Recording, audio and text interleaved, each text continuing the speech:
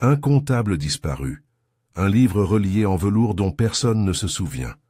Bienvenue à Minuit Mystère, je suis votre hôte Louis. Dites-moi, d'où venez-vous ce soir? Vos voix donnent vie à ce mystère. Je suis très heureux que vous soyez là, maintenant. Commençons. C'est par un matin pluvieux d'octobre 1894 que je me retrouvais une fois de plus tiré de mon fauteuil de lecture par l'agitation particulière qui précédait si souvent les enquêtes de Holmes. Le vent claquait aux fenêtres de notre appartement du 221B Baker Street et la lueur du réverbère projetait de longues ombres vacillantes sur le parquet. Holmes se tenait près de l'âtre, sa pipe coincée entre les dents, le regard fixé avec une férocité silencieuse sur l'épais brouillard qui s'étalait comme une masse vivante dans les rues de Londres. « Ce n'est pas le temps qu'il fait, Watson, » murmura-t-il, comme en réponse à mes pensées inexprimées, mais ce qu'il cache. À ce moment-là, Madame Hudson entra, la voix basse, avec la gravité d'une femme portant un invité inhabituel. « Un gentleman désireux de vous voir, Monsieur Holmes. » Très insistant et complètement trempé, il n'a pas voulu donner son nom.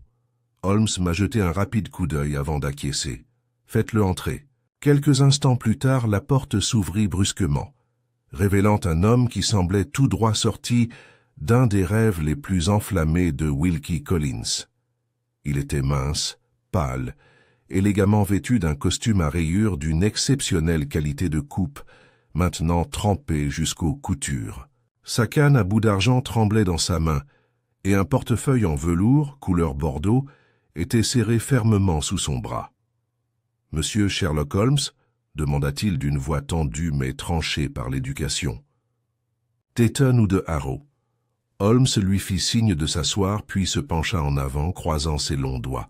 « Vous êtes venu de loin et en toute hâte, monsieur, et je suppose que vous êtes en grand danger. » Les yeux pâles de l'inconnu s'écarquillèrent. « Oui, je m'appelle Francis Willoughby. Je suis commis, chef comptable, chez Carruthers & Vale, une banque privée de Mount Street. »« Ah !» murmura Holmes, établi en 1842. « Filiale, Suisse, clientèle discrète, continuez. » Willoughby parut à la fois surpris et soulagé. « Il y a 2 nuits, je suis retourné à la banque après les heures d'ouverture. J'avais laissé mes gants dans la salle de comptage. En entrant, j'ai vu une silhouette s'éloigner dans l'ombre. Je l'ai poursuivie, mais elle s'est échappée par la ruelle. »« Et qu'est-ce qui a été pris ? » ?»« Rien, » dit lentement Willoughby. « Absolument rien, monsieur Holmes. Mais quelqu'un avait tenté de falsifier nos registres de coffres sécurisés. L'un d'eux, auquel je n'avais pas touché depuis des années, était déplacé sur la table. C'était un volume relié en velours rouge. Nous l'appelons le registre 9. « Curieux, » dit Holmes. « Continuez. » Willoughby hésita, puis dégrafa le portefeuille de velours et en tira une mince liasse de pages. « Ce matin, j'ai reçu ça par la poste.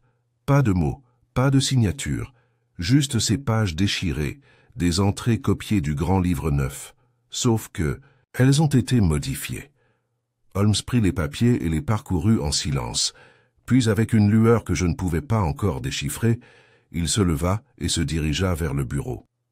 Il revint avec une loupe et déposa les pages sur le bureau. « Ces écritures ont été réécrites à la main, » a déclaré Holmes, mais avec habileté. « Pourtant, il y a une incohérence délibérée dans les dates. Quelqu'un a voulu donner à ces documents une apparence authentique tout en déformant subtilement la chronologie des transactions. » Il tourna son regard vers Willoughby. « Que contient le grand livre 9, monsieur Willoughby ?» Willoughby détourna le regard. « C'est notre livre confidentiel. Des transactions pour des clients prestigieux, aristocrates, dignitaires étrangers, dont certains exigent une confidentialité absolue. » J'ai vu les yeux de Holmes se rétrécir. « Vous comprenez bien sûr, » dit-il doucement, « qu'il ne s'agit peut-être pas de vol, mais de chantage, ou pire, d'espionnage. » Willoughby hocha la tête d'un air sombre.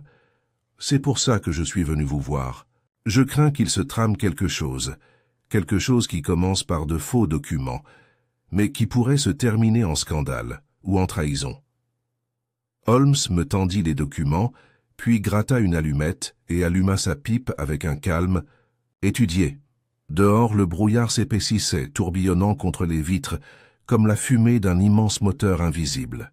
« Watson, dit-il, je crois que nous allons faire une promenade jusqu'à Mount Street cet après-midi. » Et c'est ainsi que commença l'affaire de l'énigme du grand livre de velours, une affaire qui nous conduirait dans les sanctuaires de la richesse, à travers des couches de diversion, et vers une vérité cachée non pas dans l'encre d'un grand « je livre », mais dans les espaces où aucune entrée n'était écrite du tout.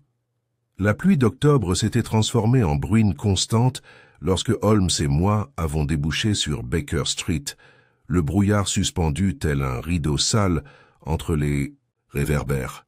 Holmes, comme à son habitude par un temps pareil, avait relevé le col de sa cape d'Inverness et marchait d'un pas rapide, ses bottes éclaboussant les flaques d'eau peu profondes sans se soucier de l'état de son pantalon.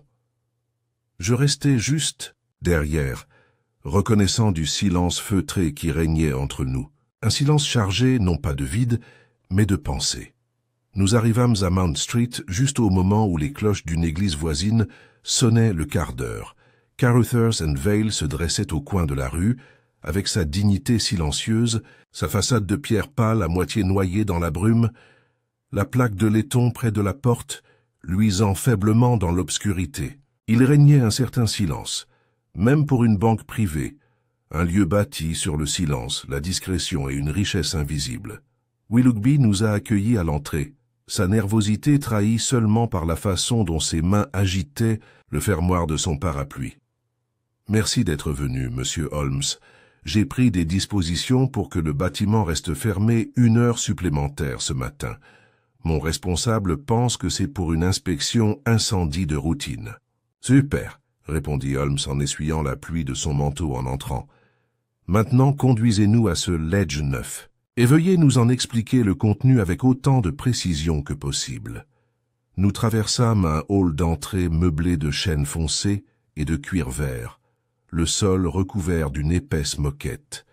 Une odeur de vieux papier et de cire flottait dans l'air comme un souvenir. Au fond, un couloir menait à une salle de haute sécurité, derrière une grille en fer.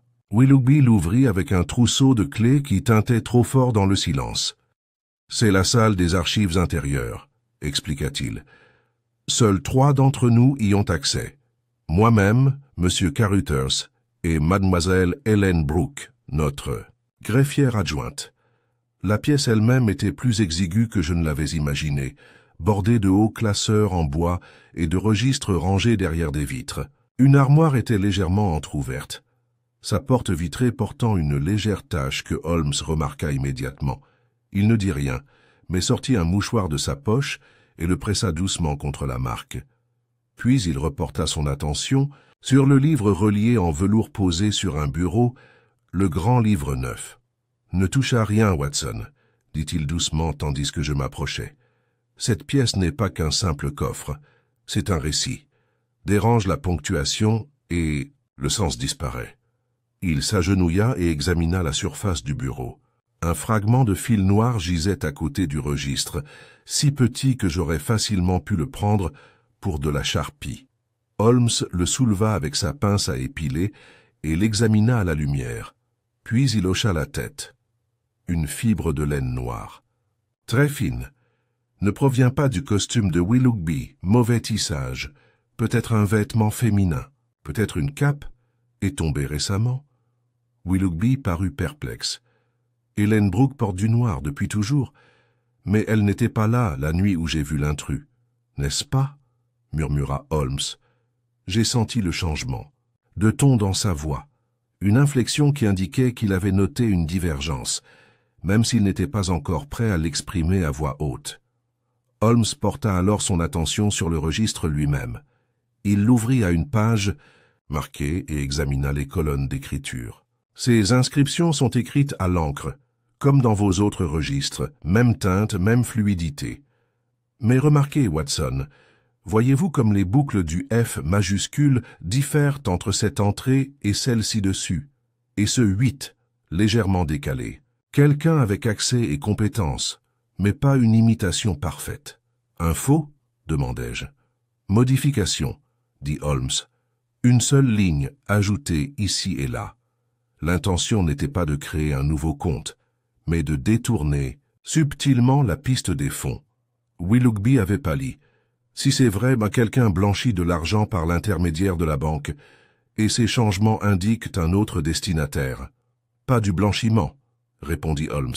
Quelque chose de plus ancien, d'obscurcissant, peut-être pour effacer une dette ou pour en impliquer une autre. Il ferma soigneusement le registre et se tourna vers Willoughby. Certains de vos clients ont-ils exprimé leur inquiétude concernant les détails de leur compte? Willoughby hésita. Nous avons reçu une lettre très curieuse la semaine dernière de Lord Eustace Venn. Il prétendait que son dividende n'était pas arrivé à la date convenue et mentionnait, de manière énigmatique, que le gardien de velours avait trahi l'horloge. Nous avons trouvé cela absurde. Les yeux de Holmes brillèrent d'un amusement silencieux. Ah, poésie d'un père du royaume. Très dangereux. Qu'est-ce que ça veut dire? Demandai-je. Supposons que le gardien de velours soit le grand livre neuf, songea Holmes, et que l'horloge, peut-être, fasse référence à la régularité précise des paiements ou des transactions. Alors, la trahison implique une perturbation de cette précision mécanique. Un grand livre qui ne donne plus l'heure comme il le devrait. Willoughby semblait profondément perturbé. La famille de Lord Venn possède des comptes rendus remontant à des générations. S'il est compromis, d'autres le seront peut-être. À ce moment-là, le bruit d'une porte se refermant brusquement résonna dans le couloir. Holmes tourna, la tête alerte. « Tu as entendu ça ?» demanda-t-il. « Oui, » répondis-je en me dirigeant instinctivement vers la porte. Mais Holmes leva la main. Pas de geste brusque. « Il n'y a que 3 clés, dites-vous ?»« Oui, » confirma Willoughby. « Alors quelqu'un utilise quelqu'un qui ne devrait pas être ici. » Holmes s'engagea rapidement dans le couloir et nous le suivions. Un couloir étroit menait au bureau du directeur et au fond se trouvait une porte latérale qui se fermait avec un léger clic. Holmes l'atteignit en 2 enjambées et l'ouvrit brusquement. Vide, seule la brume grise du dehors nous accueillait, s'enroulant, comme un souffle s'échappant d'une bouche invisible. Holmes resta immobile, son regard scrutant les pierres. « Voilà, » dit-il doucement en désignant une légère empreinte de talon sur le sol noirci par la pluie. « Des petits pieds, récemment. L'humidité n'a pas encore adouci le bord. » Il s'est retourné vers nous. « Nous devons parler à mademoiselle Brooke, discrètement, avant qu'elle ait le temps de changer sa version des faits. » Willoughby avait l'air sincèrement affligé. « Tu crois qu'elle... »« Je n'en pense rien pour l'instant. » dit Holmes, mais je n'écarte personne de près ou de loin, ni le velours, ni l'encre, ni le mensonge. Nous rentrâmes à l'intérieur, et Holmes s'arrêta une fois de plus, près de la chambre intérieure. D'un geste presque imperceptible, il tendit la main et toucha le cadre de l'armoire à registre, effleurant du bout des doigts quelque chose de presque invisible. Lorsqu'il se retourna, il tenait dans sa paume une longue et fine épingle. Sa épingle à chapeau, dit-il doucement, décorative avec une pointe de perle sculptée. Elle est probablement tombée en remplaçant le registre. Il m'a jeté un coup d'œil, puis l'a mis dans sa poche. Watson, nous n'enquêtons plus sur un simple faux. Nous sommes à l'aube d'un complot bien plus profond. Un complot que quelqu'un cherche désespérément à dissimuler, quitte à mettre des vies innocentes en danger. Et là-dessus, il tourna brusquement les talons et dit « Venez, nous irons rendre visite à mademoiselle Hélène Brooke avant que le sentier ne se refroidisse davantage. » Nous avons trouvé mademoiselle Hélène Brooke dans un modeste bureau administratif au dernier étage de Carruthers & Vale, assise à un haut bureau, le dos droit et les mains soigneusement jointes sur un buvard.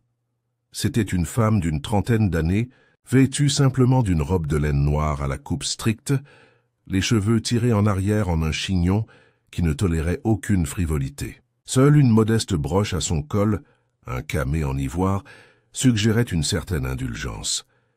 Elle leva calmement les yeux lorsque nous entrâmes, son regard s'arrêtant un bref instant sur Holmes avant de se tourner vers moi, puis, finalement, vers M. Willoughby, qui semblait soudainement incertain de la manière de présenter notre présence.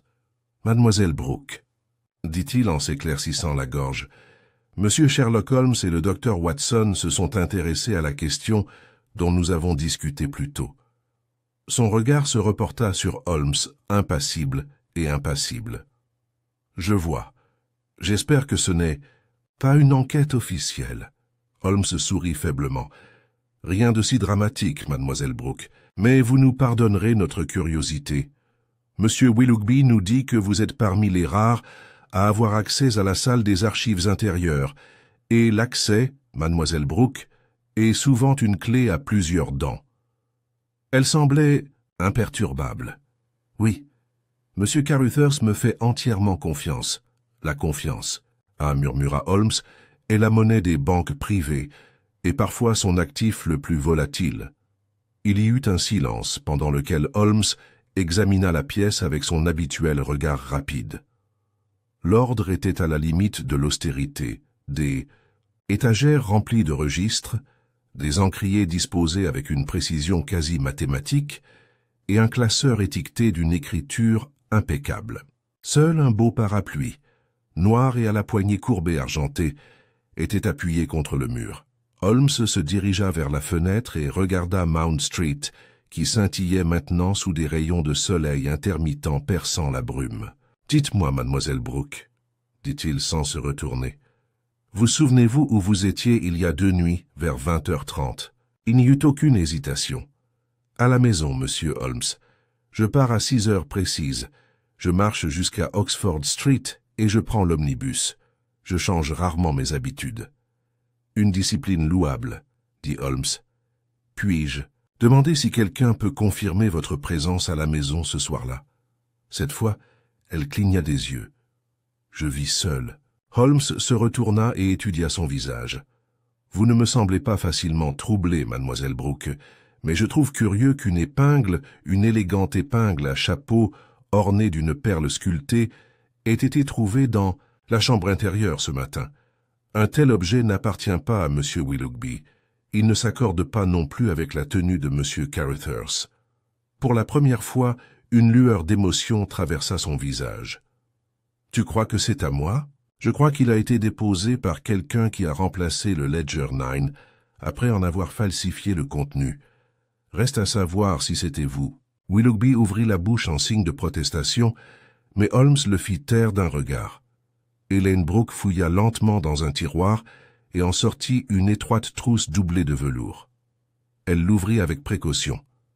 À l'intérieur se trouvaient 5 épingles à chapeau, 4 avec des pointes simples en émail noir, une avec une perle sculptée. « J'ai remarqué sa disparition ce matin, » dit-elle doucement, « mais je n'y ai pas prêté attention.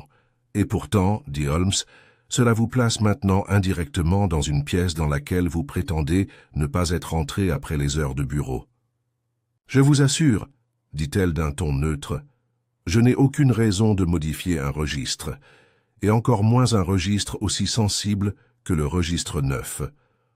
Alors vous devez nous pardonner si nous enquêtons quand même. » Ses doigts se déplacèrent lentement pour refermer l'étui de velours. Elle ne paraissait ni en colère ni effrayée, simplement résignée, comme quelqu'un habitué à être mis en doute. « Je comprends, » dit-elle. Holmes se tourna vers moi. « Watson, auriez-vous l'amabilité de descendre et de demander le registre des visiteurs au portier ?» J'ai obéi sans poser de questions, même si je soupçonnais que Holmes avait une arrière-pensée en m'envoyant dehors. À mon retour, 10 minutes plus tard, carnet de bord en main, je le trouvais seul dans la pièce. Mademoiselle Brooke avait disparu. Elle a reçu une convocation de M. Carruthers, dit Holmes en examinant le dos d'un livre sur son étagère. Je soupçonne que ce n'était pas une coïncidence. Elle semblait plutôt sereine, remarquai-je, en lui tendant le journal de bord. Holmes hocha la tête d'un air absent et parcourut les entrées. Collectionné, certes, et méticuleux, mais pas invulnérable. Il s'arrêta sur une page datée de 3 nuits plus tôt. Ah, tiens, une entrée anonyme à 20h32, précise, avec seulement la mention « client particulier ». Rendez-vous avec le greffier. Pas de nom, pas de code d'accès. Curieux, non? Volontairement vague, dis-je, et parti à l'heure même où M. Willoughby a repéré l'intrus. Exactement, murmura Holmes. Nous sommes redescendus au rez-de-chaussée où Willoughby attendait avec un front froncé et une expression troublée. « Je regrette de l'avoir impliquée, dit-il. Elle travaille à la banque depuis sa jeunesse. Elle est appliquée, impeccable. Elle est peut-être encore tout cela, répondit Holmes, mais ne confondez pas vertu tranquille et incorruptibilité morale. Je ne pense pas qu'elle agirait seule, ajouta Willoughby. Ça il y a tromperie. Je parie que quelqu'un de plus haut placé tire les ficelles. Holmes hocha la tête. C'est un pari raisonnable, surtout dans des institutions où la hiérarchie protège les méfaits. Il s'arrêta et regarda vers une porte latérale verrouillée près du couloir du coffre-fort. « Qui utilise cette porte ?» demanda-t-il. Willoughby parut incertain. « C'est le bureau privé de M. Carruthers. Il est directement relié au couloir de la chambre forte. Il l'utilise pour recevoir des clients d'une discrétion absolue. » Holmes haussa un sourcil. « Et M. Carruthers lui-même détient-il la clé des registres ?» « Il le fait. » Holmes resta silencieux pendant un long moment, puis se tourna vers moi. « Watson, je crois que nous devons maintenant parler à M. Carruthers, mais soyez prudent. Plus vous êtes haut perché, plus la chute est profonde. » Avant de quitter la banque, Holmes jeta un dernier coup d'œil vers l'escalier supérieur où se trouvait le bureau de Mademoiselle Brooke. Je ne pus m'empêcher de sentir sa présence persister dans cet étroit couloir, comme un souffle retenu en silence. Dehors, le brouillard commençait à se dissiper, remplacé par une lumière pâle et incertaine. Holmes se tenait sur les marches de Carruthers & Vale et allumait sa pipe, le visage pensif. « Nous n'avons pas encore trouvé le mobile, dit-il, mais la boucle est bouclée, une épingle à chapeau manquante, un registre altéré, et maintenant, un visiteur sans visage. Quelqu'un joue à long terme, Watson, et j'ai bien l'intention de prendre la décision finale. » Le bureau privé de M. Julian Carruthers se trouvait derrière une double porte en chêne, dont la poignée en laiton poli trahissait un usage fréquent. Willoughby frappa une fois, marqua une pause, puis tourna la poignée sur un signe de tête de Holmes. À l'intérieur, la pièce offrait tout ce qu'on pouvait attendre d'un associé principal d'une banque discrète. Murs lambrissés, épais tapis persans, bibliothèque vitrée ornée de rangées de volumes financiers, et un bureau en acajou digne d'une chambre parlementaire. M. Carruthers se tenait derrière, grand et mince, les cheveux gris soigneusement lissés en arrière, tombant sur un front haut. Son costume sur mesure et sa cravate arboraient le luxe discret de Savile Row, et son expression exprimait une neutralité bien rodée, un visage sans doute affiné par des décennies de négociations de fortune. « Monsieur Holmes, dit-il, d'un ton mesuré en lui tendant la main. « Dr. Watson, un plaisir, mais je ne pense pas que ce soit une visite de courtoisie. » Holmes accepta le salut, mais ne lui rendit pas son sourire. « Nous sommes venus au sujet du grand livre neuf, Monsieur Carruthers, et de certaines irrégularités qui auraient pu passer inaperçues. » Le regard de Carruthers ne broncha pas. Monsieur Willoughby m'a brièvement parlé. J'ai cru comprendre que quelques pages avaient été falsifiées. Copiées et modifiées, dit Holmes, et on a tenté de dissimuler cela en replaçant le registre exactement à sa place. Un acte de subtilité plutôt que de vandalisme. Carruthers fit un geste vers deux chaises. « S'il vous plaît, vous m'excuserez si je reste debout. J'ai une réunion dans 10 minutes. » Holmes ignora l'offre et s'approcha du bureau, examinant sa surface. « Vous détenez une clé de la chambre des archives intérieures, Monsieur Carruthers. »« Bien sûr, tout comme Willoughby. » Et Miss Brooke. Holmes hocha la tête. Une triade logique. Tous loyaux, tous dignes de confiance. Les lèvres de Carruthers se retroussèrent légèrement. Cette banque ne pourrait pas fonctionner autrement. Pourtant, même les dispositifs les plus fiables sont vulnérables à l'exploitation, surtout lorsqu'ils impliquent des pratiques confidentielles et des comptes intraçables. « Insinuez-vous, dit doucement Carruthers, que j'ai falsifié les registres ?» Holmes eut un léger sourire.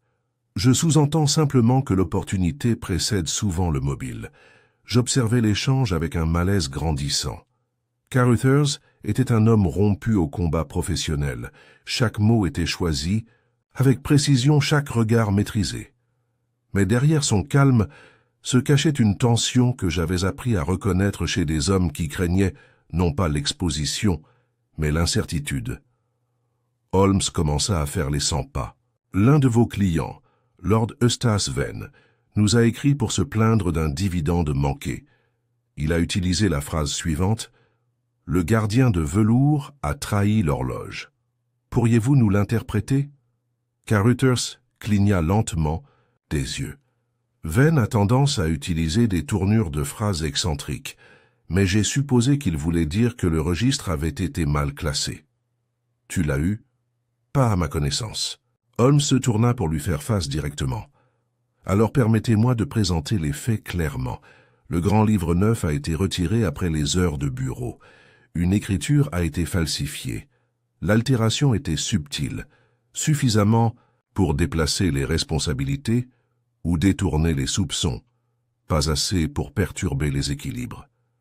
Une épingle à chapeau de femme a été découverte près du cabinet, et les 3 seules personnes ayant accès à cette pièce sont assises ici ou ailleurs dans ce bâtiment. Carruthers haussa un sourcil. « Et vous soupçonnez mademoiselle Brooke? » « Je ne soupçonne rien. J'observe. Ce que j'observe, c'est que les fausses entrées sont liées à un compte client inactif, au nom de W.A. Layton, qui a reçu un virement global il y a 2 semaines, pour ensuite le retirer intégralement, dans un lieu externe à Douvres. Et maintenant, enfin, une réaction. Les doigts de Carruthers se raidirent sur le bord du bureau. « Layton est un compte dormant, » dit-il d'une voix hachée. « Inactif depuis 1889. Ce retrait n'était pas autorisé. Pourtant, le registre porte désormais une inscription suggérant que c'était le cas. » Carruthers se déplaça derrière son bureau et ouvrit un tiroir. Il en sortit un morceau de papier plié. J'allais signaler cela à Willoughby. C'est arrivé hier, pas de signature, pas d'adresse.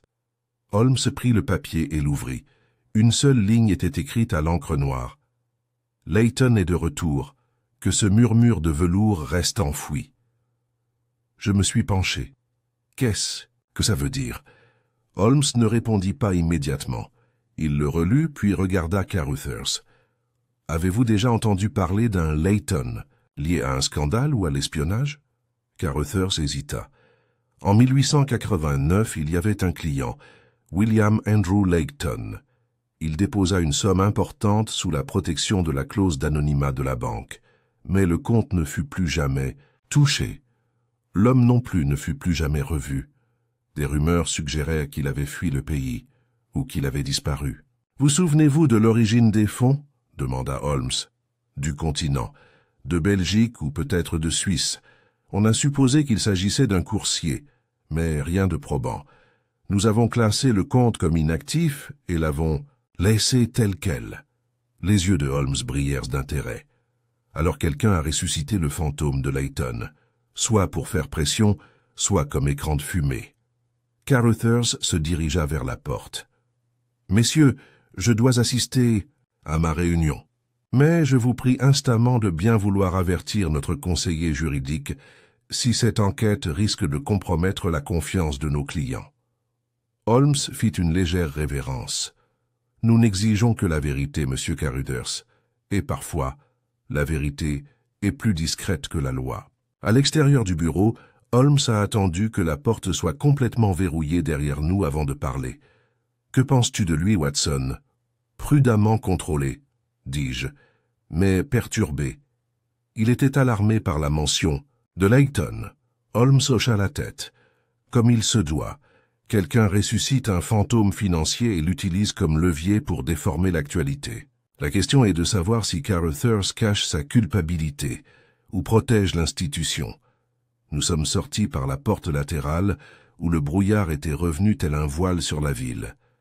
Holmes s'arrêta au coin de la rue, scrutant les fiacres et les calèches qui passaient. Il y a encore une personnalité que nous devons consulter avant la fin de la journée, a-t-il déclaré. Pas un banquier, mais un homme qui fait commerce d'identité disparue. Et qui est-ce? Il sourit faiblement. Inspecteur Lestrade, Scotland Yard. Il me doit une faveur, et je soupçonne que cette énigme touche à un sujet plus profond qu'une simple contrefaçon. En élant un taxi, je ne pouvais m'empêcher d'avoir l'impression que nous poursuivions non seulement un criminel, mais le fantôme d'un registre destiné à ne plus jamais être lu. Un fantôme drapé de velours et d'ombre. Le fiacre roulait sur les pavés mouillés tandis que Holmes et moi traversions Westminster, le soleil bas d'hiver étant presque étouffé par une voûte de nuages maculés. Un vent violent était revenu, dispersant les journaux et poussant les voyageurs à se précipiter, col relevé. Holmes était silencieux à côté de moi, les doigts croisés, les yeux mi-clos mais animés par un esprit calculateur. Vous? Soupçonnez que cela parvient aux canaux officiels, ai-je risqué, et pourtant tout ce que nous avons vu, c'est un registre altéré et une note anonyme. Holmes hocha la tête sans me regarder. Ah, Watson, mais les registres falsifiés ne révèlent que rarement des malversations financières. Ils évoquent plutôt la dissimulation. Et la dissimulation, lorsqu'elle implique des identités dormantes et des fonds étrangers, prend souvent des proportions bien plus exotiques que le détournement de fonds. Nous sommes arrivés à Scotland Yard peu après midi. À l'intérieur, l'odeur familière de la fumée de pipe et des vieux uniformes flottait dans l'air. Quelques agents ont levé les yeux à notre passage, mais nous avons rapidement été introduits dans le bureau exigu et taché de tabac de l'inspecteur G. Lestrade. Lestrade nous a accueillis avec son mélange caractéristique de prudence et de fierté, se tenant droit et lissant les plis de son gilet. « Holmes, dit-il, vous me pardonnerez si je suppose que vous êtes venu avec une autre de vos énigmes impénétrables. »« Certes, oui, répondit Holmes, mais je crains que celle-ci ne s'étende à votre juridiction plus tôt que vous ne le souhaiteriez. » Lestrade haussa un sourcil. « Vas-y alors. » Holmes sortit de la poche intérieure de son manteau un morceau de papier plié. Le message inquiétant adressé à Carruthers, « Layton est de retour. Que ce murmure de velours reste enfoui. » Lestrade le lut à voix haute, puis fronça les sourcils. « Layton, dis-tu, ce nom me dit quelque chose, laisse-moi un instant. » Il se dirigea vers un classeur et commença à fouiller dans un assortiment de vieux documents, chacun relié par de la ficelle ou des rubans délavés. Au bout de quelques minutes, il revint avec un dossier en papier Kraft jauni par le temps. William Shanahu Layton, disparu en 1889, né dans le Kent, éduqué à l'étranger, connu pour avoir fréquenté les cercles financiers de Paris et d'Anvers avant de s'installer, quoique brièvement, à Londres. Interrogé par le ministère des Affaires étrangères concernant une correspondance cryptée interceptée à la frontière française. L'expression de Holmes s'est durcie. Continue. Lestrade a poursuivi, soupçonné d'avoir servi d'intermédiaire pour un réseau belge soupçonné de blanchiment de fonds diplomatiques. Rien de prouvé.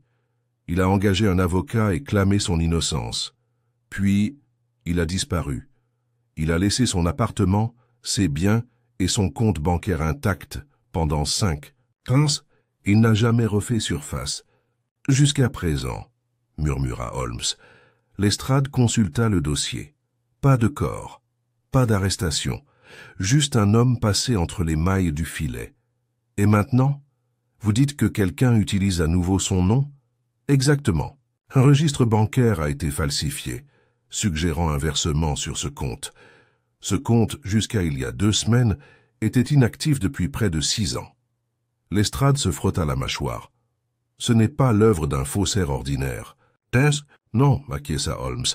C'est l'œuvre de quelqu'un qui connaissait l'existence du compte, qui savait que le chiffre passerait inaperçu et qui avait intérêt à masquer une transaction sous un nom que tout le monde croyait caché. Lestrade parut pensif. Vous pensez donc qu'il s'agit de plus qu'une fraude interne? Peut-être encore d'un lien avec des agents étrangers. Holmes arpentait le bureau exigu. C'est possible, mais le moment est curieux. Pourquoi réveiller le nom de Layton maintenant, en 1894, 5 ans après sa disparition? Et pourquoi le lier à une seule ligne modifiée d'un registre réservé aux clients les plus confidentiels de la banque? Lestrade se renversa dans son fauteuil. On pourrait récupérer les dossiers d'enquête originaux. La plupart sont conservés à Whitehall. Je demanderai à un greffier de les récupérer. Holmes hocha la tête. Faites-le. Et une dernière chose. Y a-t-il eu des décès ou des disparitions à Douvres ces 2 dernières semaines?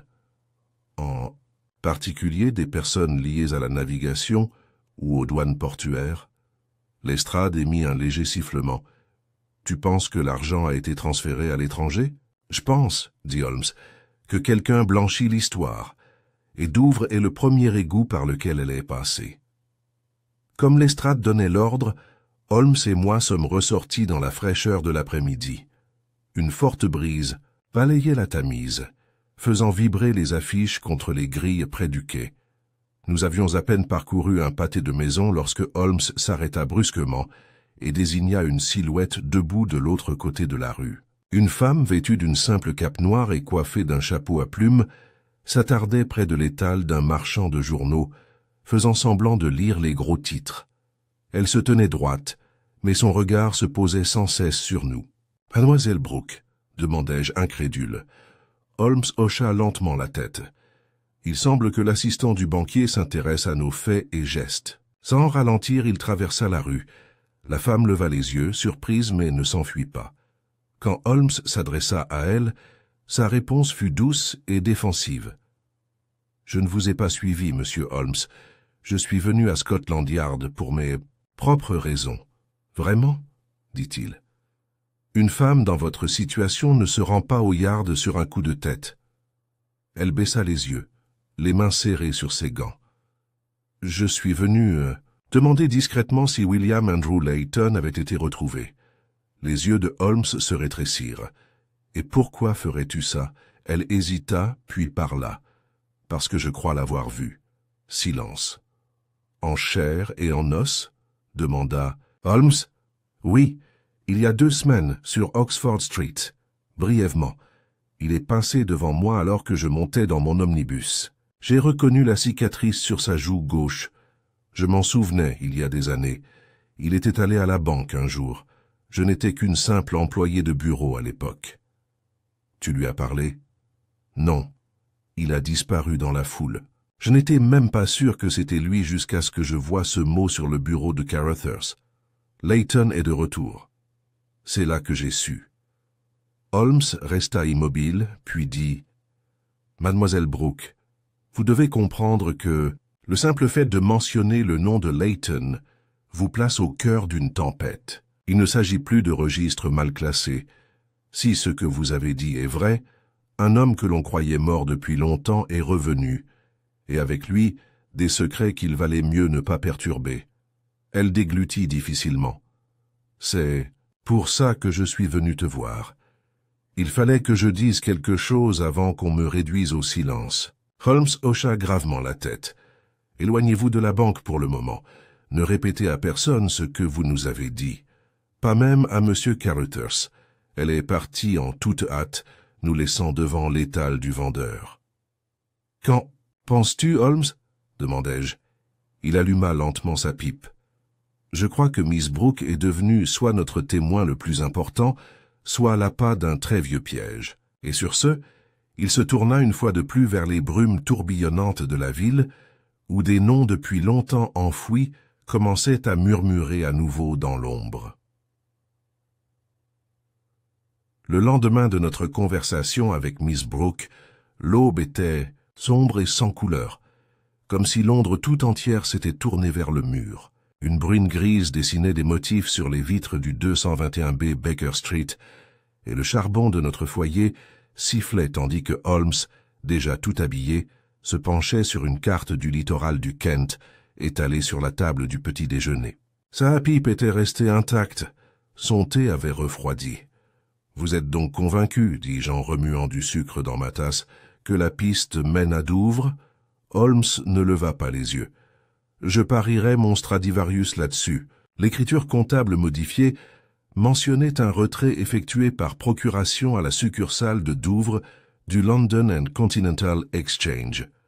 Le montant était exact, la date exacte, et le nom figurant sur le reçu correspondait au comte Layton, rétabli, mais pas Layton lui-même. Non, répondit Holmes, un coursier, utilisant de faux papiers, probablement. Un homme d'âge moyen portant des lunettes, selon le directeur de l'agence. Mais ce détail n'a plus beaucoup d'importance pour nous. Ce qui m'intéresse, c'est le timing. Il se redressa et tapota la carte d'un doigt fin. 2 jours avant, que Willoughby ne découvre le cambriolage chez Carruthers & Vale. 2 jours avant l'arrivée des pages altérées par la poste. Quelqu'un orchestre une série d'actions, chacune calculée, précise, et visant non seulement le vol, mais aussi la dissimulation. Je posai ma tasse. Alors il faut prendre le prochain train. Nous partons dans 1 heure, dit Holmes. J'ai télégraphié à l'avance à l'inspecteur Langford de la police de Douvres. Il nous attend au bureau du port. À midi, nous étions sur le quai de la gare Victoria, la pluie tombant maintenant en trombes épaisses et obliques. Le voyage jusqu'à Douvres se déroula sans incident, hormis le silence maussade de Holmes. Il s'occupa à examiner une série de feuillets des dossiers de l'estrade, chacun portant le nom d'un client autrefois lié aux transactions financières de Layton. Je remarquai une curieuse intensité dans le regard de Holmes. Signe, Jean avait fini par comprendre qu'il était en train d'élaborer l'architecture d'une théorie, mais qu'il n'en avait pas encore trouvé la clé de voûte. Nous sommes arrivés à Douvres sous un ciel maussade et un vent qui arrachait manteau et parapluie avec une joie de vandale. L'inspecteur Langford, un homme aux larges épaules, au teint buriné et à la moustache grisonnante, nous a accueillis à la gare. « Monsieur Holmes, Dr. Watson, je vous attendais, » dit-il en vous serrant fermement la main.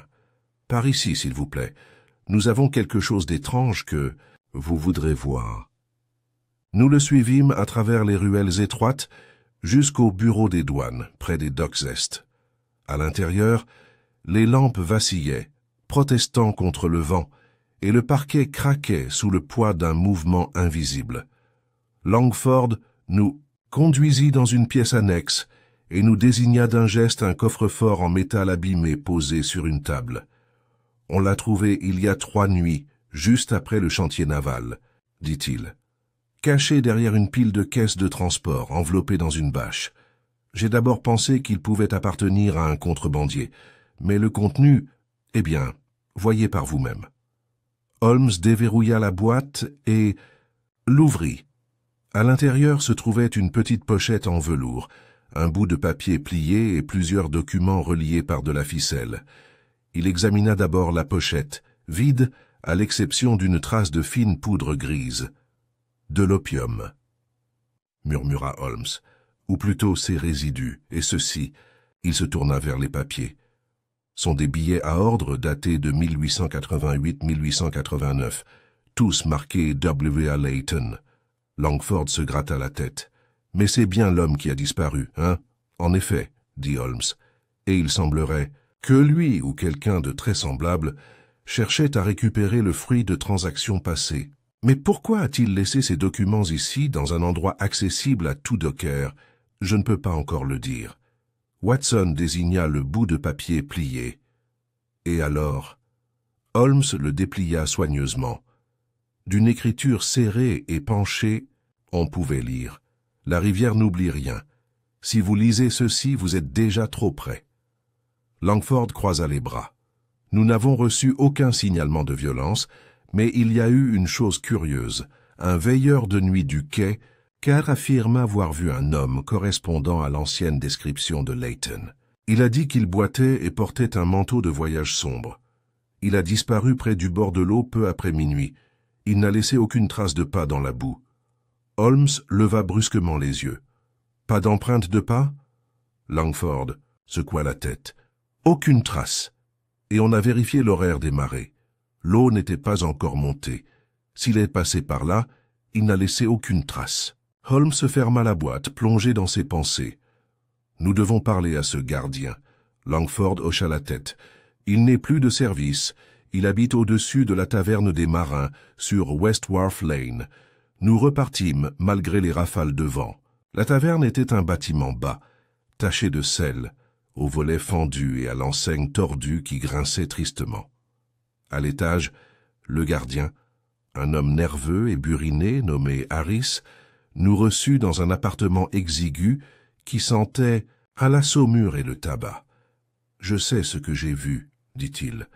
Un homme grand mais voûté avec une cicatrice sur la joue. Je me souviens de cette cicatrice parce que la lumière de l'entrepôt l'a captée, blanche et fine. Il m'a regardé droit dans les yeux. Il n'a pas dit un mot. Puis il s'est retourné et a marché droit dans le brouillard. « Vous êtes sûr qu'il est allé à pied ?»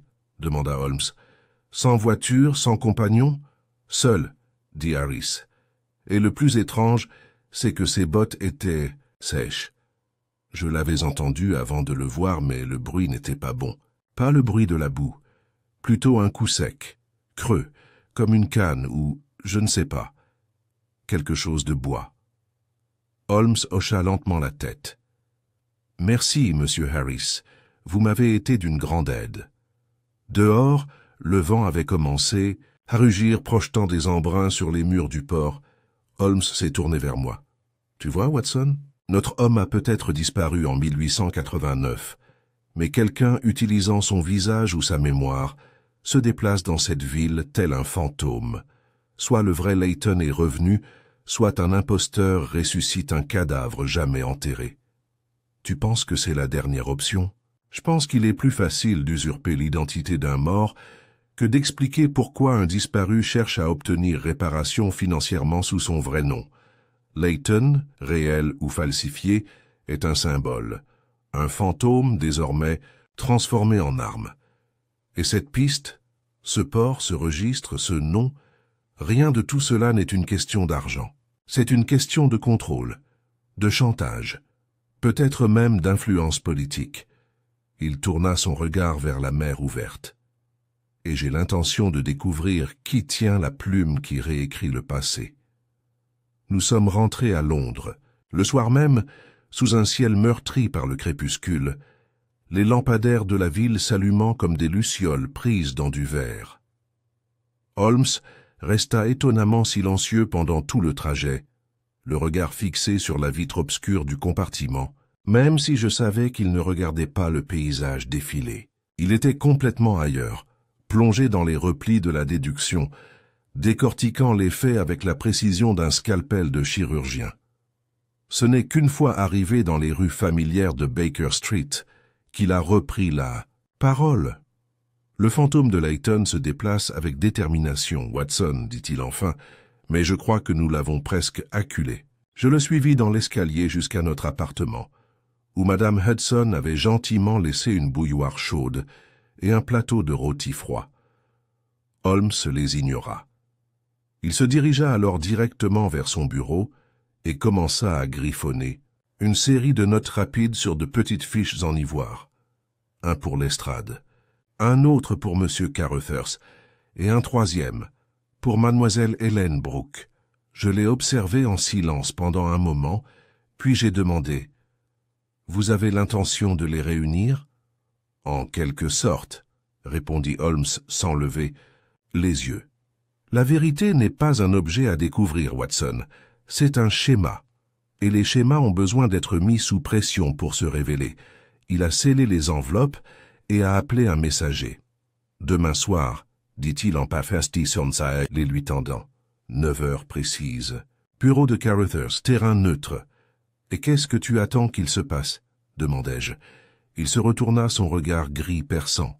« Je m'attends à ce que le passé s'invite dans le présent, et je m'attends à ce qu'il fasse tout son possible pour ne pas être reconnu. » Le lendemain soir, nous arrivâmes à Carruthers and Vale, peu avant 21 heures. Le brouillard était revenu avec force, engloutissant la lumière du gaz et étouffant le bruit des sabots des chevaux. Le bâtiment était plongé dans l'obscurité, à l'exception d'une seule lampe allumée à l'étage, le bureau de Carruthers. L'intérieur, nous avons trouvé Carruthers arpentant la cheminée, un verre de cognac à la main. Son attitude était moins posée que d'habitude. Il hocha la tête avec raideur à notre entrée. Vous aviez dit que cette affaire allait s'aggraver ce soir, monsieur Holmes, et il en sera ainsi, répondit Holmes. Je vous demande simplement votre patience. Quelques instants. Plus tard, mademoiselle Brooke arriva, son manteau trempé de buée, l'air réservé. Elle salua Caruthers d'un hochement de tête, mais ne dit rien de plus. La tension entre eux était palpable. Puis Lestrade arriva, chapeau à la main, suivi d'un jeune. Agent portant une petite sacoche en cuir, il parcourut la salle du regard, observa les visages rassemblés et adressa un signe de tête à Holmes. « Tu es sûr de ça ?» demanda-t-il doucement. Holmes ne répondit pas. Il se dirigea plutôt vers le centre de la pièce. « Mesdames et messieurs, dit-il d'une voix calme et posée, nous sommes ici non pas à cause de ce qui s'est passé la semaine dernière, ni même l'année dernière, mais à cause de quelque chose qui s'est produit il y a 5 ans. Quelque chose enfouie sous un registre de velours, et qui n'a été ressuscité que parce que quelqu'un a commencé à creuser là où il ne fallait pas. » Il se tourna vers Caruthers. « Vous nous avez dit que le comte Layton était inactif depuis 1889, et pourtant, ce compte a récemment été réactivé et ses fonds ont été redirigés. À première vue, cela ressemble à une fraude, mais c'est plus que cela. C'est un signal. » Il marchait lentement, les mains croisées derrière le dos. Un fantôme ne peut pas falsifier de documents, un fantôme ne peut pas retirer d'argent à Douvres, mais un fantôme peut être utilisé. Un fantôme peut être porté comme un masque. Mademoiselle Brooke prit la parole pour la première fois. « Alors qui le porte ?» Holmes se tourna vers elle. « C'est ce que j'ai l'intention de lui révéler. » On frappa à la porte. Holmes ne bougea pas. « Entrez. » La porte s'ouvrit et un homme entra. Il était grand, légèrement voûté, vêtu d'un manteau de voyage noir encore humide de la rue. Un chapeau à large bord projetait une ombre sur son visage, mais tandis qu'il avançait, la lumière éclairait la fine cicatrice pâle sur sa joue gauche. J'ai senti un frisson me parcourir l'échine.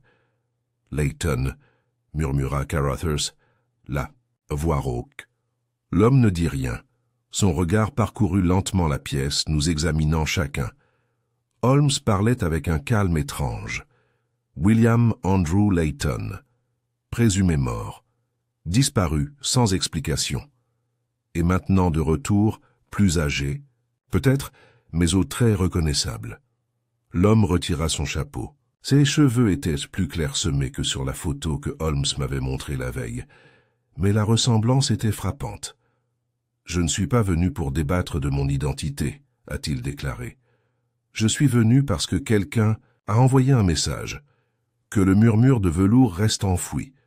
Je veux savoir qui l'a écrit. » Holmes resta d'abord muet, puis il se dirigea vers le bureau et ouvrit un tiroir. Il en tira une page, l'une des fausses entrées du grand livre.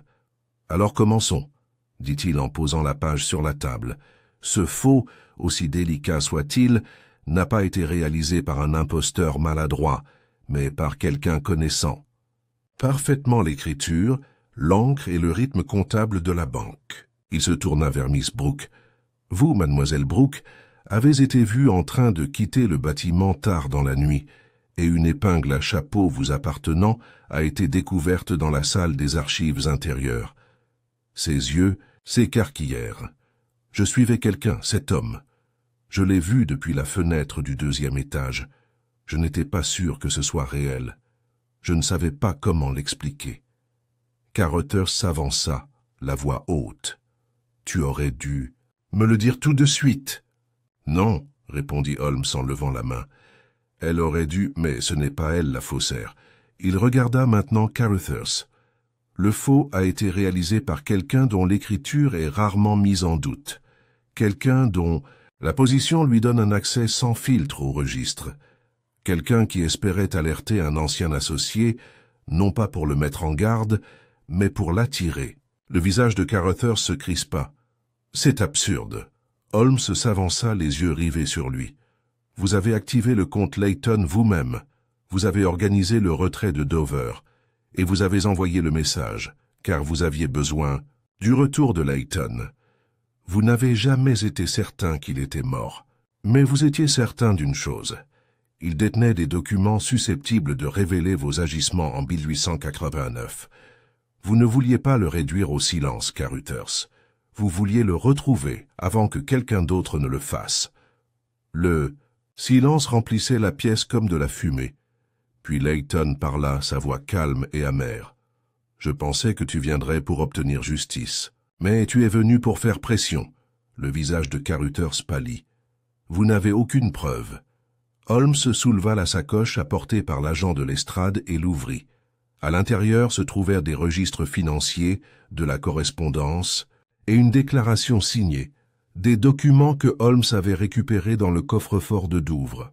« Tu as laissé tes empreintes partout, » dit Holmes. « Seulement tu pensais que personne n'oserait regarder par terre. » Lestrade s'avança et posa une main sur l'épaule de Caruthers. « Julian Caruthers, je vous mets en état d'arrestation pour fraude, obstruction à la justice et complot. » Tandis qu'on emmenait Caruthers hors de la pièce, il se tourna une seule fois, pour regarder Layton. Mais Layton ne dit rien. Il resta simplement debout à la lueur du feu, regardant le passé, qui enfin rejoindre le présent. Holmes s'est tourné vers moi. « Les fantômes peuvent disparaître, Watson, mais le papier se souvient. Et à ce moment-là, j'ai compris qu'il ne s'agissait pas d'argent, mais de mémoire, et ceux qui jouent avec en paient inévitablement le prix. » Dans le silence qui suivit l'arrestation de Caruthers, personne ne parla pendant un long moment. L'air du bureau, bien que réchauffé par le feu, semblait plus froid qu'auparavant, plus lourde aussi, comme si l'histoire elle-même s'installait dans les recoins de la pièce. Miss Brooks se tenait près de la fenêtre, les mains tremblant, légèrement, tandis qu'elle regardait Lestrade et son agent escorter le banquier disgracié dans la brume derrière la porte. William Andrew Layton restait près de l'âtre, silencieux, les yeux fixés sur les flammes. Holmes, avec son économie de mouvements habituels, rassembla les documents restants et les déposa délicatement sur le bureau de Caruthers. Je l'observais attentivement, sachant que, bien que le crime ait été révélé, son expression ne s'était pas encore adoucie par la satisfaction. « Tu es troublé, » dis-je doucement. Il hocha la tête. Caruthers a falsifié les écritures, c'est clair. Il a manipulé le registre pour faire croire que Layton était revenu et avait retiré des fonds. Mais Caruthers n'a pas créé les conditions qui ont permis à une telle supercherie de fonctionner aussi longtemps. Il n'a pas inventé le mythe de la disparition de Layton. Holmes leva alors les yeux vers Layton, qui se tourna enfin pour nous faire face complètement. « Vous nous devez une explication, monsieur Layton, » dit Holmes. « Pourquoi avoir disparu? Pourquoi réapparaître maintenant ?» Layton s'avança, sortant une enveloppe usée de l'intérieur de son manteau, et la déposa sur la table devant Holmes. « Il n'y a jamais eu de véritable disparition, » a-t-il déclaré. « Seulement un retrait. Je me suis enfui en 1889, non pas parce que j'étais coupable, mais parce que j'étais traqué. Je suis entré en possession de documents reliant Caruthers et plusieurs de ses associés étrangers à un réseau de contrebande de fonds par voie diplomatique. Ils ont utilisé la politique d'anonymat de la banque pour dissimuler des transactions qui, si elles avaient été découvertes, auraient provoqué un scandale politique. » Il fit un geste vers l'enveloppe. « J'ai placé ces documents dans ce paquet. J'ai laissé des instructions à un notaire pour qu'il soit remis aux autorités compétentes en cas de décès, mais Caruthers a été plus rapide que prévu. Il m'a fait suivre. J'ai failli être arrêté à Anvers. J'ai disparu de l'autre côté du Rhin et vécu sous des noms d'emprunt pendant 5 ans. Puis, silence. Plus aucune menace. J'ai supposé qu'il me croyait mort. Et pourtant, dit Holmes, vous êtes revenu. Layton hocha la tête. Il y a 3 semaines, j'ai reçu une lettre. Pas de nom, pas de signature. Juste une ligne. Le coffre est ouvert. La rumeur court à nouveau. Je savais que cela signifiait que Caruthers avait ravivé le vieux complot, qu'il utilisait mon nom pour cacher quelque chose, peut-être même pour transférer à nouveau des fonds illicites. Holmes ouvrit l'enveloppe. À l'intérieur se trouvaient plusieurs feuilles de papier jaunies, couverte d'une écriture dense et chiffrée. À côté, une note plus petite, en caractères d'imprimerie, Caruthers, Layton, Vienne, 1888. Contournement du traité par un conduit neutre. Il parcourut rapidement la page, puis la posa. « Voilà, dit-il, le fondement, le véritable secret enfoui sous le grand livre de velours. Pas seulement une manipulation financière, mais une manipulation géopolitique. Caruthers ne se protégeait pas seulement lui-même, il protégeait tout un réseau de collaborateurs. Miss Brooke parla alors, sa voix basse mais ferme. « Je me souviens du comte de Vienne. J'étais stagiaire à l'époque. C'était l'un des premiers registres que j'ai copiés. Mais les écritures se sont soudainement arrêtées. Parce que Layton a menacé de révéler l'affaire, répondit Holmes. Caruthers et ses associés ont temporairement fermé le conduit, espérant que la piste se ternirait. Et c'est ce qui s'est passé jusqu'à ce que l'opportunité revienne. Je me suis approché. Mais comment saviez-vous que Caruthers était à l'origine de cette récente activité? Vous avez dit plutôt que la contrefaçon était subtile, professionnelle. En effet, dit Holmes, trop professionnelle. Il ne s'agissait pas seulement de ce qui avait été modifié, mais de ce qui avait été préservé. L'écriture imitait le style de Willoughby, mais manquait du rythme naturel d'un homme écrivant sans crainte. Ceux qui ont falsifié ces entrées ne cherchaient pas seulement à tromper les autres. Ils diffusaient un message à l'intention d'un observateur attentif. Holmes regarda à nouveau Layton. Ce quelqu'un, c'était toi. Layton baissa les yeux. Je voulais croire que j'étais libre, dit-il doucement. Mais les fantômes ne restent pas enterrés éternellement. Holmes se tourna vers le feu et l'attisa avec le tisonnier. Les grands livres n'oublient pas non plus. En vérité, cette affaire n'a jamais concerné l'argent. Retiré à Douvres, ce n'était qu'un appât. Le véritable crime a été commis il y a 5 ans, contre la loi, contre le pays et contre la mémoire. Il fouilla dans son manteau et en sortit un petit bout plié, qu'il me tendit. On pouvait y lire « W.A. Layton, grâce officielle sous réserve de témoignage, rédigé par le ministère de l'Intérieur, en attente de confirmation. » « C'est toi qui as arrangé ça ?» demandai-je étonné. Holmes esquissa un léger sourire. Même les fantômes méritent d'être entendus. On frappa à nouveau à la porte. Lestrade revenait. Caruthers a été muté. Mais il y a autre chose, dit-il en entrant. Nous avons fouillé son coffre-fort personnel. Nous avons trouvé un deuxième jeu de registre. Des doublons cachés de presque tous les comptes clients importants, dont beaucoup remontaient à une décennie. Nous les avons comparés au registre du Trésor. Une demi-douzaine présente des signes de blanchiment d'argent. Holmes hocha la tête. Le registre de velours n'était que la partie émergée de l'iceberg. En dessous se trouvait un labyrinthe. Lestrade poursuivit. Nous avons également trouvé une liste de noms. Certains étaient barrés. Nous en avons reconnu un. Le tassé, vôtre, monsieur Layton. Un autre appartenait à un employé de Vienne. Porté disparu en 1989. Troisième nom, de nationalité française. Présumé mort également. J'ai jeté un coup d'œil à Holmes. Caruthers réglait les derniers détails. Exactement, dit Holmes, et Miss Brooke était la suivante. Son visage blêmit. J'en savais trop? Vous en saviez assez pour représenter une menace, répondit-il. Vous étiez proche des archives, et plus important encore, vous vous en souveniez. Le point faible de Caruthers n'était pas la cupidité, mais sa sous-estimation de la mémoire de ceux qu'il considérait comme des instruments. Lestrade s'approcha de Holmes avec un regard d'admiration réticente. « Nous aurons besoin de votre rapport complet, bien sûr, mais je le dis tout de suite. C'était plus qu'un faux. C'était une trahison différée. » Holmes inclina la tête.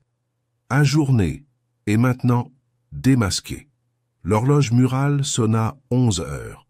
Dehors, le brouillard commençait à se lever, révélant le calme de Mount Street, humide et scintillant sous la lumière des lampadaires. Holmes regarda Layton.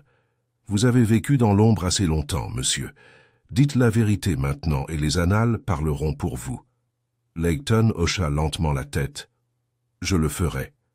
Mademoiselle Brooke se détourna de la fenêtre. Et la banque?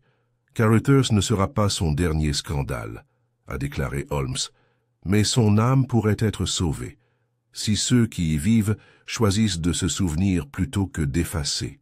Alors que nous retournions dans la nuit londonienne, Holmes s'arrêta une fois de plus sous la lumière du gaz, sa silhouette encadrée par la vapeur montante et la pierre polie par la pluie.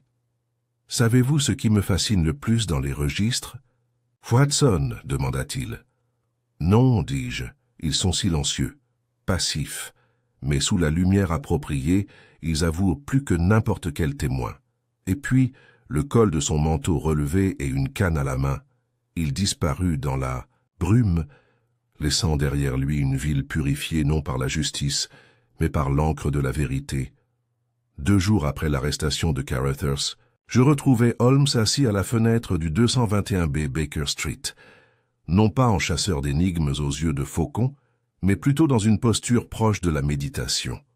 La lumière matinale brillait d'une lumière pâle et laiteuse à travers les vitres embuées, et sa tasse de thé intacte était depuis longtemps refroidie. Une fine bruine murmurait contre la vitre, comme si la ville exhalait son souffle. Il avait peu parlé depuis notre retour de la banque, ne répondant que par des phrases saccadées lorsque je l'interrogeais sur le déroulement de la procédure, officielle ou sur son opinion sur le sort de Layton. Quelque chose le pesait encore. Et lorsque Sherlock Holmes ruminait en silence trop longtemps, cela signifiait souvent que l'affaire, quelle que soit son issue aux yeux de la loi, restait sans solution pour lui. « Tu n'es pas satisfait, dis-je enfin. Holmes ne tourna pas la tête. « Satisfait? Non, Watson.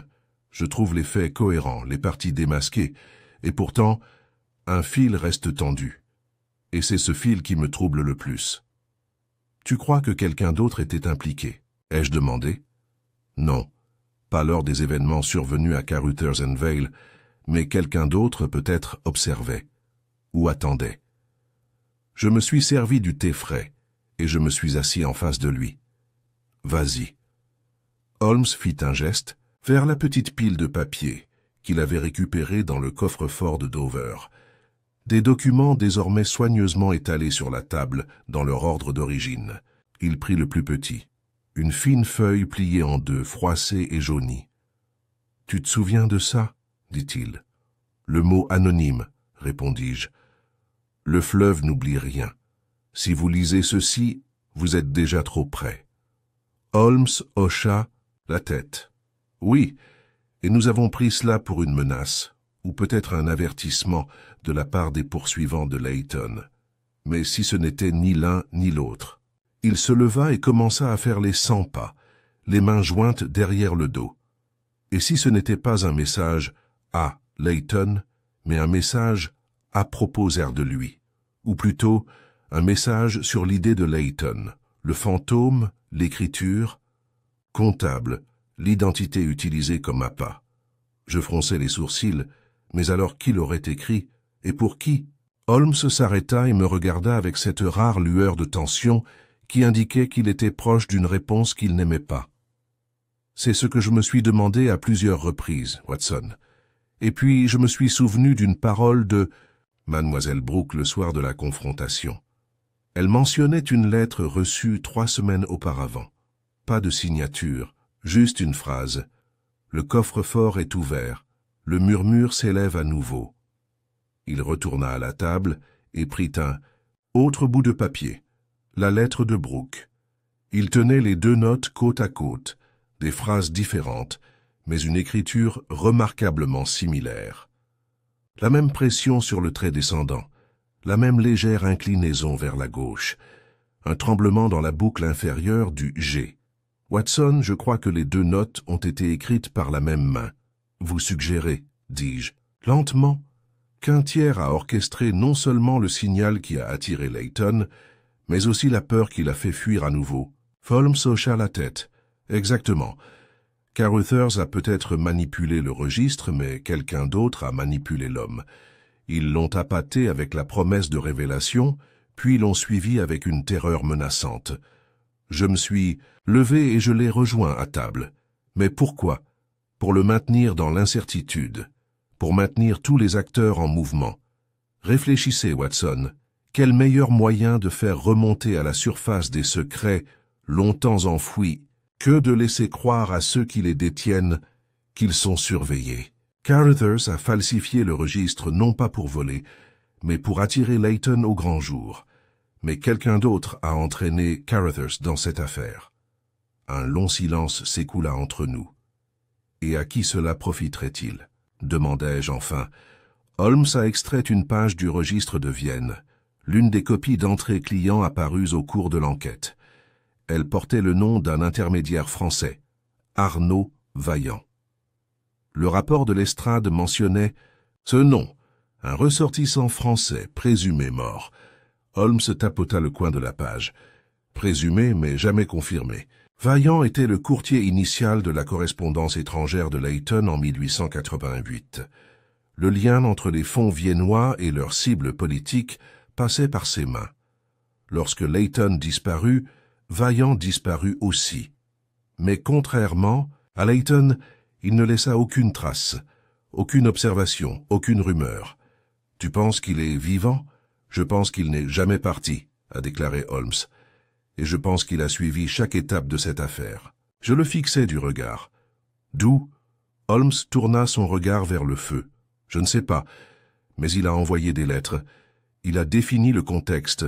Il était peut-être même à Douvres, au port, pour s'assurer que les bons documents étaient déposés au bon endroit, afin de pousser Layton à agir.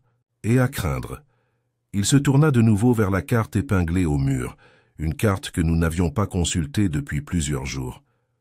Une punaise rouge marquait Londres. Une seconde marquait Douvres. Une troisième, légèrement dessinée, au crayon encerclait Paris. Holmes a tracé une ligne entre eux. Si Vaillant est vivant, il a traversé chacune de ces villes dans un silence absolu. Et contrairement à Carruthers, il n'a besoin ni de registre ni de clé de banque. Il échange quelque chose de bien plus précieux. Je fixai la ligne. Information. Les secrets, corrigea Holmes. Ceux qui sont trop dangereux pour être révélés et trop précieux pour être détruits. On a frappé à la porte, Madame Hudson entra avec un télégramme sur un plateau d'argent. Holmes le prit et le déplia rapidement. De Inspecteur Lestrade Objet, deuxième série de documents une, liste cryptée trouvée à l'arrière du grand livre. Les noms comprennent des contacts au ministère des Affaires étrangères, des diplomates. Et 2 députés actifs du Parlement, code, presque identique aux chiffres des services de renseignement français, un nouveau joueur suspecté.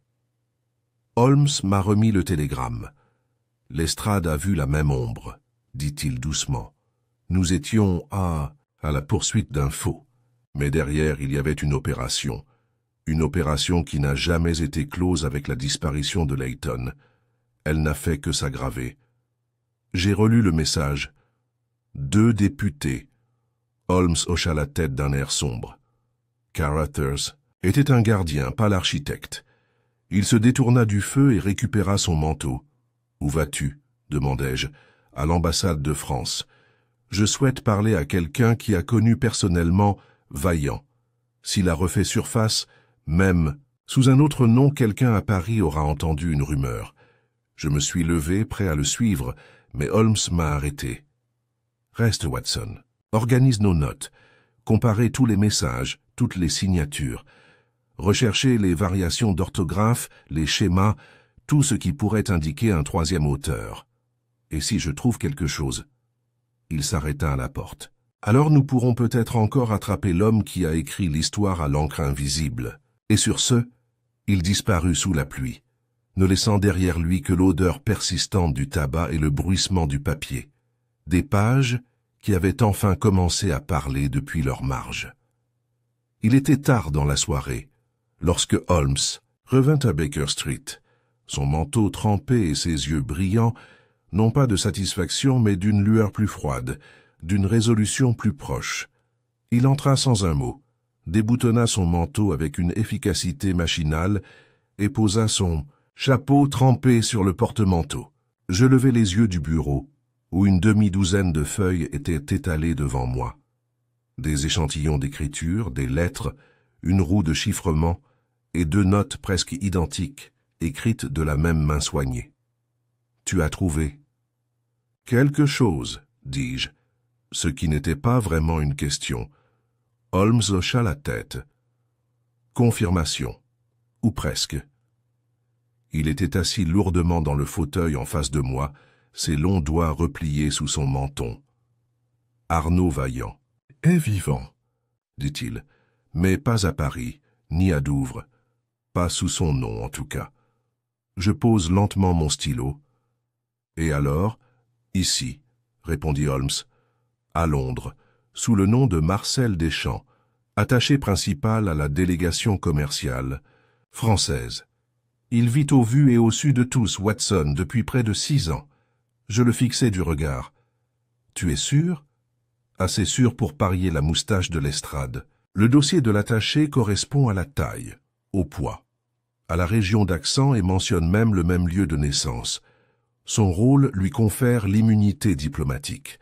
Il a assisté à des réceptions parlementaires, à des conférences, bancaires et à des réceptions de clubs privés, tout en conservant l'accès au même couloir que Carruthers empruntait autrefois. Holmes fouilla dans son manteau et en sortit une lettre pliée. Il se souvenait de moi, bien sûr, dit-il sèchement, mais il faisait semblant. Ses manières étaient affables, évasives, et quand j'ai mentionné le nom de Layton, il a souri comme si c'était le titre d'un poème oublié. Mais avant que je parte, il m'a tendu ceci. Il m'a passé la lettre. Je l'ai dépliée. Le papier était impeccable, l'écriture élégante, presque ornée. Monsieur Holmes, la rivière n'oublie rien, en effet. Mais nous ne devons pas blâmer ceux qui tentent d'oublier ce qu'ils ont porté autrefois. Le jeu que vous poursuivez est plus vieux que Carruthers, plus vieux même que Layton. Nous ne sommes pas des voleurs, mais des archivistes du silence. Laissons ce registre se fermer. Certaines taches d'encre sont plus nombreuses que le papier. Maryland. Il n'y avait aucun sceau, aucun titre officiel, aucune confirmation d'identité. Mais en levant les yeux, Holmes confirma ce que je craignais déjà. C'est lui qui a envoyé les notes à Mademoiselle Brooke, celui qui a déposé les documents à Douvres. C'est lui l'auteur derrière les marges. Mais pourquoi? Demandai-je. Que pouvait-il espérer accomplir? Holmes se pencha en avant. Dévoilé. Mais pas par confrontation directe. Vaillant ou Deschamps comprend que la vérité, lorsqu'elle est exposée ouvertement, devient dangereuse. Il ne s'intéresse à aucune justice, quel que soit le critère appliqué par un tribunal. Il voulait contraindre Carruthers à révéler sa propre culpabilité, peut-être pour l'éliminer comme un fardeau. Et en appâtant Layton avec suffisamment de murmures, il a créé l'illusion d'une marée montante, une illusion qui a poussé les puissants à se démener. « Alors pourquoi vous contacter ?» ai-je demandé. « Parce qu'il avait besoin d'un témoin, » répondit Holmes. « Pas d'un participant, quelqu'un pour enregistrer le déroulement des événements sans faire partie de la tapisserie. » Deschamps comprend la rapidité avec laquelle les ombres disparaissent au soleil. Il connaît ma réputation de précision et, peut-être cruellement, il me fait plus confiance qu'à ses compatriotes. Un coup frappé à la porte nous interrompit. Madame Hudson entra avec un télégramme, jetant un bref coup d'œil à Holmes avant de me le remettre. Inspecteur Lestrade Objet, suivi de l'affaire des Champsaucune autorisation de détention. Statut diplomatique confirmé. L'ambassade de France offre sa coopération pleine, mais nie avoir connaissance de l'enquête sur Arnaud Vaillant. Attention. Holmes laissa échapper un léger soupir, comme je m'y attendais. Il est intouchable, un gardien de fantôme dans un palais des glaces. Je restai silencieux un moment. La pièce n'était remplie que du léger claquement de la pluie contre la fenêtre et du bruit lointain des sabots le long de Baker Street. Finalement, j'ai posé la question qui pesait sur mon esprit comme un poids. Pensez-vous que nous avons vraiment résolu le problème, Holmes, ou que nous n'avons fait qu'explorer un domaine plus profond? Holmes se leva, traversa la pièce et prit une des pages du faux registre. Il la tint à la lumière du feu, observant l'encre scintiller faiblement, avec sa précision impeccable. Les crimes que nous avons résolus étaient réels. L'arrestation de Carruthers, la révélation de ses manipulations, la preuve de l'innocence de Layton, voilà la justice dans sa forme visible. Mais la vérité plus vaste, Watson, la machine plus profonde, qui se trouve hors de notre portée, il s'est tourné vers moi. Cette affaire n'a jamais concerné un homme.